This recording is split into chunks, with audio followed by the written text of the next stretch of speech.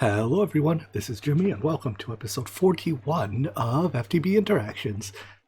We left off last episode almost ready to make the Infinity Chicken. All that's missing are the Infinity Catalysts, well, Infinity Ingots, which are made from Infinity Catalysts, and I have everything for Infinity Catalysts here, with the exception of Neutronium. So we were waiting for more TNT to be crafted so that we can make the rest of the Neutronium. It takes 9 Infinity Catalysts, and each one takes 2 Neutronium blocks. So we need 18 Neutronium blocks. At this point, I think the TNT is probably done. So we have 5 Neutronium blocks already, 13 more. Aha! And uses 31,000 gel toluene. I wonder how much we have left. Oh wow, we have a lot left. Yeah, it's been a couple days since I recorded, so turns out we have plenty of gel toluene. Out of curiosity, how much extra neutronium do we have? Only 1,000 extra nuggets, so basically the exact perfect amount of neutronium. Alright, anyways, crafting that's going to take a little bit of time, but the time in a bottle is perfect. The actual process of making gel toluene into TNT, well, not slow, in fact it's pretty fast. It still takes a fair bit of time when you need 10,000, 8,000 TNT. Still, thank you, time in a bottle. Our bottleneck might be sulfuric acid, although I intentionally set up a huge backlog of sulfuric acid before ending last episode, or I'm not sure if I put it on camera, but yeah, I have 100 million millibucket sulfuric acid backlog, so I don't think this will be a problem. Anyways, I'll be here timing a bottle in this for a little bit. It's actually really quick with the time in a bottle. I'm limited by how fast the ME interface puts items into the chemical reactor when I'm at max time in a bottle ticks. Like it does, I think on average 2 sets of items per tick. So it looks like, I don't know the exact timing. But anyways, it'll be like another 2 minutes for me to have all the TNT crafted, and thus the neutronium. The last few are finishing right on up. I love the time in a bottle. I think it is a great way that you can make somewhat tedious tasks faster, but it's not particularly useful for automation. So it doesn't automatically trivialize automation, but sometimes it lets you cut corners like this. Like if I didn't have a time in a bottle, I'd probably have to set up some type of TNT automation. Alright, anyways, with that crafted, we should be ready to make the Infinity Catalysts. So let's get all these materials, head over to our miniaturization. This is, I believe, a 5x5? Yeah, 5x5x3, so I have to move all these fields to the high pedestal. Somehow, when I placed down my 4th field generator, or field projector, whatever, it disappeared, and it's like that desync that sometimes happens when you place blocks beyond your block placement range, but I relogged and it's still gone, so no big deal. I figured I'll just craft another one. I'm actually out of redstone. I have 0 pieces of redstone left. Oh well, I don't know where it all went. It probably went into making that Primal Manner, because I know that takes a lot of redstone, but we can make more. I still have... These are my last 100-ish redstone ores, but 100 redstone ores produces about 1 billion redstone dusts. So I'm going to put it through processing real quick, and in a minute or two, we should start having redstone rolling in. I see where all our redstone went. Our unstable mana mixer uses redstone to make unstable mana, and I just gave it an infinite tank, so it's kind of going to make redstone forever. Yeah. Let's just stop giving it redstone, shall we? Or it's going to make unstable mana forever and use, effectively, an infinite amount of redstone in the process. But now we have 8,000 buckets of unstable mana, so I mean, that's good, right? And within seconds of turning that machine off, our redstone is climbing again. Our ore processing is really fast. Alright, anyways, I needed a few of those for processors, and then I can remake that projector that vanished on me. Welcome back. Let's see if I can get it caught on camera this time. Well, it worked. Alright, whatever. Now I'm going to grab another copy-paste gadget. So this one currently has that power cell in it. I'm gonna get another one for our infinity catalyst. I changed my mind. We're probably never gonna make another dense energy cell in this pack, so I'll just reuse that copy paste gadget. They're kind of a pain to make, so I figured screw it. Anyways, I have to create and then copy this multi-block once. However, I'm kind of confused. I don't actually know between the neutronium blocks and the flux blocks. They kind of look identical in the preview. As far as I can tell, there's no way to get the game to tell me which is which. So I guess we'll try one. If it doesn't work out, we'll try the other. I looked really hard at the preview, and I think it's flux blocks on the top and bottom. So let's copy this area. The glass blocks are just there. That's not what I want. As scaffolding, so I can target the corners. Then we can get rid of them. And if this is right, when I throw a neutronium ingot in, haha, it forms. Now that I have this copy-paste gadget, though, I can set you to paste mode. And I guess my offset's a little weird. When I fix the offset, I can just paste the entire structure in at once. So the crafting finished, but I don't see my... Oh, there it is. Okay, I guess it's... Does it not have a texture? I guess it's invisible. Ah, alright, well, we have it. Quest complete. What does that reward? Oh! Huh. I was thinking about how I have to make these. I like how getting them from a quest completes the quest. Yeah, making this is actually kind of tricky because we have to make something, titanium. But I think we only need 2 of these to make the creative key. So the 2 from the quest are actually enough. We never have to make another white for mainframe. That's nifty. I fix the offset here and I can just now right click to build another one. It tries to build the glass, but I have no glass blocks in my inventory. So all I have to do then is right click and then build another one. When that's done, right click. Or can you do 2 at once?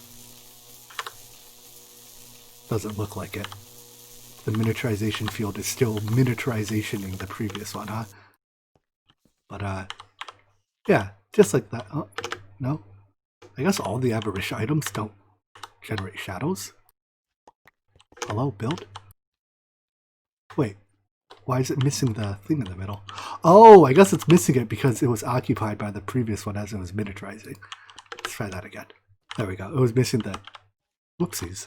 That's not the right item to throw. It was missing the alchemical construct. But yeah, I guess I can't place the new one until this one's done miniaturizing. Here goes Infinity Catalyst number 9.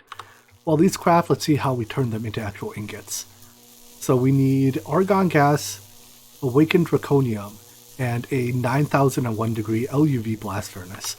I think we have 9000 degree LUV blast furnaces already, right? I could make another one, or for this I can just repurpose one of these. Let's see. Are any of these not in use? I mean, they're technically all not in use. Do any of you have argon? Nitrogen, starlight, life essence, primal mana. Alright, I guess I'll make another one. Because we have basically an infinite amount of energy, I put 2 energy input hatches on to overclock it to ZPM tier.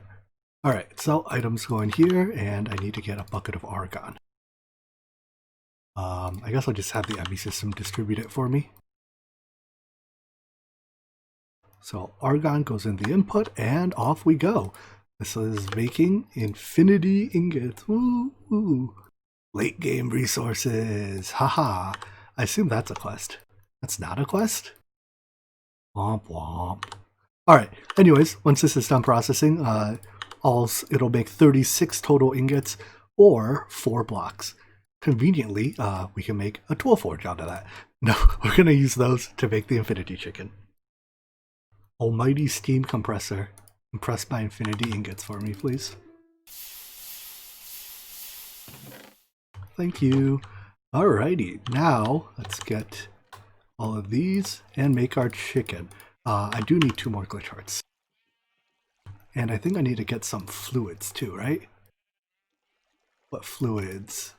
Primal Manner, lubricant, and polytetrafluoroethylene. I feel like at this stage in the game, these 2 are decorations, but whatever. I literally spent 5 minutes looking for my polytetrafluoroethylene drum because I knew I had a drum of it somewhere. I know I'm making it somewhere too. I couldn't find it in my base. It didn't occur to me that I would put it in the ME system. Although apparently I have a bucket and a cell of it too. So I'll just take the bucket. And lastly, Primal Manner we automated some time ago when we were, what was this for? This was for red matter or something, right? But can yoink 16 buckets of that. I think our assembly line needs an upgrade too. It has to be, I don't know, LUV is enough. But I think, no, I have exactly the right number of input hatches. I already have lubricanted one, so we add that fluid to one and a bucket of polytetrafluoroethylene, and all the ingredients go in here. Is that it? Go, make me a chicken. What'd I miss? Oh, the chaos shard. Oh, and the neutronium. Go, make me a chicken. Aha! We're making a chicken. Go faster. Too fast. Alright, back in action. I'm just gonna not time in a bottle it. I'm liable to click too many times again. Anyways, that should make... Oh, the Infinity Chicken. Even comes with 10-10-10 stats. Nice. Quest complete. Oh, we get fried chicken as a reward. Normally, to get more chickens, you breed them with a smart chicken, but I think Infinity Chickens are too good to be bred with smart chickens. No, maybe not. Let's see what we get. No, that does work. Never mind. So I'll do this until we get stacks of Infinity Chickens. They can also, their eggs can be centrifuged into more Infinity Chickens, I believe, but this is easier. What are some things the Ender Chicken can do, you ask? Well, I'm glad you asked. If we take an autoclave, fill it with the neutronium, or not neutronium, sorry, antimatter, and then jam its eggs into there, we can directly make neutronium ingots. Much easier than having to summon ender chickens and yada yada yada and make them, I don't know, swim in antimatter until you get neutronium and so on and so forth. So that's the direct route to neutronium. But that's not all.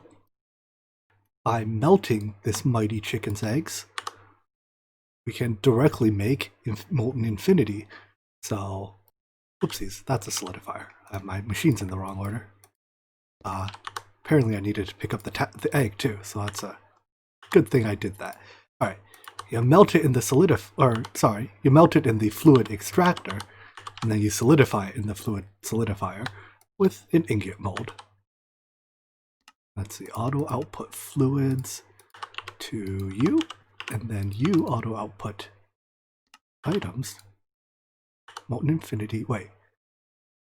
Yeah, can I not fluid solidifier molten infinity? Molten infinity. Oh, turns out we cannot. But we can cast it into infinity ingots, so I guess we'll get a casting table instead. I'll just reuse our casting table from the very beginning of the game, because I didn't have enough porcelain ingots left to make a new one. Alright, so with this, I guess I need my ingot bolt too, huh? I'll also steal that from our very beginning of the game chest. Here goes. So yeah, you can directly pipe into the casting table from the fluid extractor, although the casting table is a little slow. From there, we need some type of storage crate. I guess I'll use caches. So, oopsies. Put the cache here and pipe into it. And with that, we will have fully automated production of infinity ingots. Maybe it was better to do blocks. Could we have casted blocks too? Takes 45 seconds each versus 6. 6 by 9 is a bit more than 45, so I guess it's slightly more efficient to do blocks. Sure, I'll go get our casting basin, and I guess we can cast both. Change my mind. At this point, we really only need blocks, and we can turn blocks into ingots trivially, so only casting them as blocks. You can time in a bottle be casting Basin, although I think that is of very limited value. Anyways, automated production of Infinity and Neutronium. So, with that, we're actually basically at the end of the pack, and I kind of just arrived. I thought we'd still have a couple more episodes, but it's looking increasingly like this will be the final episode. Anyways, Infinity and Neutronium are being crafted, so I need to make 16 Awakened Cores. These two, well, the field generators are trivial. Let's just get those started now. If only they could be Fiend generators, huh? I think there were IV here, right? Yeah, 4 IV field generators are trivial. We already have the Wetware mainframes. The quest gave those to us a moment ago. I think we got a storage key as a reward somewhere. Yep, a storage key. The 2 artifacts we've already made. So, actually, let's take a look at the fluids again. Mana, yep. Lubricant, fine. Polytetrafluoroethylene, okay. I think I still have enough left. We have 13 buckets. Haha. That's more than 12. There's a machine somewhere in this base that has 64 buckets of it in it. I just cannot find it if my life depended on it. And we have to make a chaotic core. So, 800 million RF, you say? We might have to transfer more RF. Alright, anyways, 1 chaotic core and 16 awakened cores, I think, is 32 total awakened cores. These are 4 each. Let's start with there. Oh yeah, I forgot another use for the Infinity Eggs. If we put them in a thaumatorium, or just throw them into a crucible, we can make awakened draconium ingots. Or not. Hello? Maybe it's telling me I don't have these aspects? Oh, it's because this thaumatorium doesn't have any of the zombie brains on it, so it can only hold 1 recipe. I have to cancel the previous one before telling it to make the current one. Anyways, this makes awakened draconium ingots much more easily. We don't have to, we don't have to make draconium. I guess it's a whole process that we skip. In other news, math is hard and I am bad at it. To make all the cores we need, it's 16 awakened plus 8 more awakened in the chaotic for 24, not 32. So 24 nether stars, and then put all the materials around it. Now for this, because we're doing so much fusion crafting, I think it is worth making the what are they called? Cryo stabilized flux ducts and having a bit more energy transfer. Although, that was fast. How much energy are awakened cores? Maybe I'm overthinking things. That's 9 million versus 800 million. Alright, well these craft, because they're doing it automatically, I'll make the cryo-stabilized flux ducts. Oh, don't even have to make them. I think these mostly came as dungeon loot. I definitely did not make these, so my only guess is dungeon loot. Alright, I'll upgrade, just replace all the ender energy conduits. So these flux ducts have no energy transfer limits. They're limited only by how much energy you can shove into them, which for now is, once it starts crafting, apparently 150,000 RF a tick. And I think that's limited by how much we're converting EU to RF here. So I could even just get another couple CEUs. Each CEU can produce about 500k RF a tick, so I actually wonder why this number is so low. Well, it's 0 right now because nothing's running. But once the crafter is at its crafting stage, once it gets back into the charging phase, it seems to cap at 150,000. I'm thinking maybe you need a flux controller in order to have a large enough flux, like a large enough buffer. I'm not quite sure. I haven't used flux networks in quite a while. It might be simpler than that. I just didn't set a limit on, or I didn't check the disable limit button on the output side, so I think it was limiting it to still 800,000, which, I don't know, it's more than the number displayed. That does cause the number to go up. It also causes our power buffer to explode. I'm going to get rid of that. It's tough to tell, because I think Oh, we're probably at the maximum speed that the fusion crafter will accept energy when crafting. Right, there's a maximum rate that the charging percent can go up per second. So that's probably the limit we're running into. Alright, well, I requested a flex controller, so I may as well place it down and see what it does. Select a network. I thought this provided a buffer. Apparently that is wrong. All 24 awakened cores are done, so I guess the real test is how fast this thing crafts the chaotic cores. 4 awakened cores each, and chaos shards. Begin. Alright, this is plenty fast. Let's take a look at our energy drain. Yeah, 2.6 million RF a tick. I have exactly 5 CEUs. So 5 times 200, or 5 times 500k RF a tick each. Flux Network's very good for transferring tremendous amounts of RF wirelessly. Alright, here's number 1, and number 2 will follow shortly thereafter. In the meantime, let's grab the rest of the resources we need. So, not for you. That's just 2 more wetware mainframes, 64 infinity blocks, and the fluids. Turns out the fact that you can time in a bottle the casting basin is quite relevant. I have more than 13. 46 total infinity blocks so far. And it takes 64. So, hurry up, casting basin. Here's the 64th infinity block. I think in that time our 2 chaotic cores should have finished.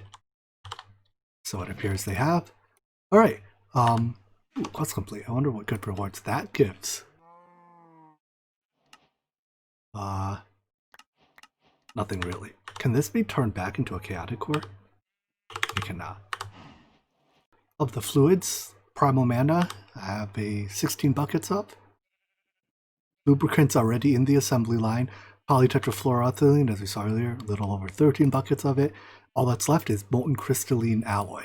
This isn't actually very difficult to make. I just have to make these crystalline alloy ingots and then melt them. So 10 buckets is, I believe it's 70 ingots worth. So let's request 70 ingots. Go. While those craft, we also have 1 upgrade left to make in our assembly line. Right now it's only ZPM tier, and the final recipe is a UV tier recipe. So we have to replace our power system from... Right now I have 8 IV input hatches. I'm just going to replace it with 8 ZPM input hatches. And have I made those? Wait, no, not ZPM. The tier below, yeah. LUV hatches. So 8 LUV hatches at 2 amps each will be 16 amps of LUV, which is exactly 1 amp of UV. So let's replace our hatches. I chose to go with LUV instead of ZPM because I just happen to have a LUV energy line right here to connect to. And you should say UV. Haha! Alright. In the meantime, I expect those alloys would be done. Yep, and we have to melt them. Unfortunately, there's no high-tech way to melt them. The only thing you can do is melt them in the porcelain melter. It's the only way you can turn them into a fluid. So I guess the last non-assembly line machine that gets used in this series is our good old melter. Thankfully, the melter can still be time in a bottled, so this process won't literally take forever. Because the melter is slow, and melting 70 ingots is like a 15-minute process. The fact that this has to be done in the melter kinda reminds me of a very early quest that I think it said the melter wasn't required. And I am here to say that this quest is lying. The melter is required if you want to complete the pack. Here it is. Not strictly needed to make it to the overworld. Alright, so maybe that is still a true statement. Dang it. Thought I could get one there. Anyways, that's all melted. Just a hair over 10 buckets, so my math was right for once. Let's plug everything into the assembly line now. For this, I will need one more fluid input hatch. Alright, so we can just put the input hatch here and give it crystalline alloy. Apparently, it wants me to place it in world. Alright, that's all the fluids. And just for items. So, key, awakened cores, 2 artifacts, the other core, neutronium, infinity, wetware, and IV field generators. Is that it? I believe so. And we're off. Now, this recipe uses a boatload of energy, and it takes 15 minutes for reasons that are way beyond me. Anyways, 300k EU a tick. We do generate 300k EU a tick, but we don't generate enough more than 300k for me to time to bottle it. 1 tick is double, and I don't think we generate 600k, do we? Let's add all this up. So it's 48 times how many? 1, 2, 3, 4, 5, 6, 7, 8, 9, 10, 11, 12, 13, 14, 15. How much does that come out to? That's more than 600? Yeah, that's 640k RF a tick. So I'm allowed to time in a bottle it once. Although that's going to be 7.5 minutes. Well, I guess I'm going to go do something for 14 minutes and come back when this is done. And the crafting has finished. So let's go get the key. Creative storage key. Right click on some storage blocks to easily toggle creative mode on them. I guess it doesn't work on small memory chests. Let's try it on a barrel instead. There we go. So now we have a creative barrel of, what are these, silverwood logs? So, I guess what that does is, as you withdraw items, it doesn't actually, take items out of the barrel. So you can see how once you have this, you can have a creative supply of items. At this point, the final quest technically doesn't complete because we didn't do all the things that lead into it, and crafting all these items is just a grind that I'm not going to bother with. So I'm going to say that I have completed the pack anyways, mastered all of interactions, and persisted on a quest that few others will complete. For me, I will thank the FTB team. They have built a wonderful mod pack here, and it was great fun. So thank you to Sereth, to Viral, and all the other guys that were involved in making the pack, testing it, etc., etc. This pack is a work of art. I had tons of fun with it, and I can't wait for the release date of Interactions 2, whenever that may be. Although I can't imagine anyone actually knows the release date of Interactions 2, even the developers, because I'm pretty sure they haven't gotten that far yet. But I'm happy to be proved wrong. Anyways, with that, I think we have completed FTB Interactions. So, let's take a quick second to talk about what I plan to do from here. Once I'm done recording, I will make a world backup of this world available as a world download. Link to that will be in the description of this video, and you can grab that, check things out for yourself. You may have noticed that I haven't blown the world up yet. For that, I'm going to defer blowing the world up until tomorrow, and I will hold a live stream tomorrow. Well, when this video comes out, it'll be the 7th of September. So on the 8th of September, in the evening at about 6 o'clock p.m. Pacific time, I'll hold a live stream where I do a world tour, at least as much as you can tour a world that I can fit entirely in one screen with. But, I'll do a brief world tour, Q&A, whatever, walk through, all the parts about the pack I liked. If you have any questions, feel free to bug me then. And we'll end that with the customary blowing up of the world. So be there, or don't, your choice. The stream will be right here on this YouTube channel again tomorrow, September 7th at about 6 p.m. Pacific time. Anyways, that's all I got for today. I hope you enjoyed this video, and I hope you enjoyed this series. See you in the next one. Ha! Just kidding, gotcha. I forgot to mention something. I don't actually know what pack I'm going to play next, so there will be no daily videos until I'm thinking Friday of this week. Between now and then, give me a couple days to start recording the next series, but I don't even know what pack that's going to be yet. So go ahead and if you have pack suggestions, join my Discord server. Link is in the description in this video as well, and there's a channel there to give me your recommendations, or or just give them to me at the live stream. And yeah, I'll pick between something, probably on Tuesday or Wednesday, and videos will resume this Friday. All right. That's really the end. Bye-bye.